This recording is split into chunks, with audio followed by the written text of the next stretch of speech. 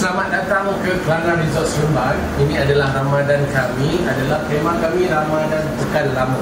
So tuan-tuan, guys, kami datang ke kedai kami. So harga kami adalah RM98 guys. RM98 adalah termurah di hotel-hotel Negeri Sembilan dan Seremban tuan. Apa kata tuan-tuan dan kawan-kawan, mari datang. Apa yang special dekat sini? Kami ada live band, alright. Kami ada solat tarawih bersama imam tuan. Kami ada amel. Kami ada in-house band tuan-tuan. Okay, come. Jom datang ke tempat kami, Kelana Resort Seremban di Pekan Lama. Tema kami kali ini. So kali ini kami ada buffet. Stall kami, gerai ada lebih 20 akan menjadikan makanan dan minuman kami. So memang berbaloi-baloi, RM98. Kalau kita pergi bazar pun seorang dah berapa guys. So mari datang sini, ramai-ramai, kita ada semuanya. Okay guys, tengok apa yang kita ada. Kita bukan ada makanan dan minuman saja. Okay, kita ada lebih berat. Untuk anak-anak boleh beli. Sini kita ada kuih raya.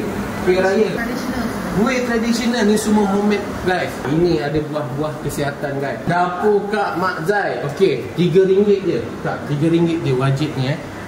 Kalau kata generasi Z, dia takkan tahu apa benda makanan-makanan ni. Tapi alright, untuk generasi-generasi akan datang, kita generasi Alpha ke, Romeo ke apa, okey, semua boleh makan ni guys.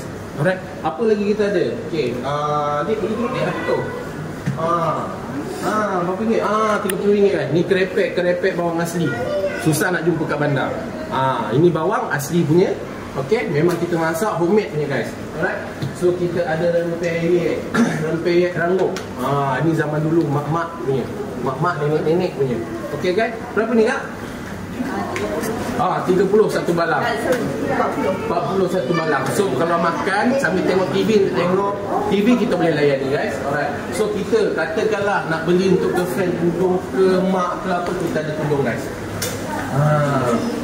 Kita ada bermacam-macam. Ramadan di Pekan Lama, jumpa anda di sana.